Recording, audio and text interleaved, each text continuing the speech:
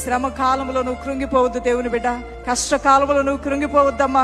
ఇబ్బందుల నీ కొలిమిలో కాల్చబడుతున్నప్పుడు మంటకి ఆహుతైపోతానేమో నువ్వు భయపడవద్దు.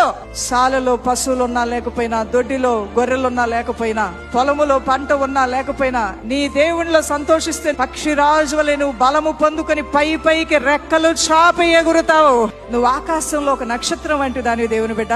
పగలు కూడా నక్షత్రాలు ప్రకాశిస్తూనే ఉంటాయి, కానీ వాటి ప్రకాశమానమైన వెలుగు మనకి ఎప్పుడు కనిపిస్తుంది?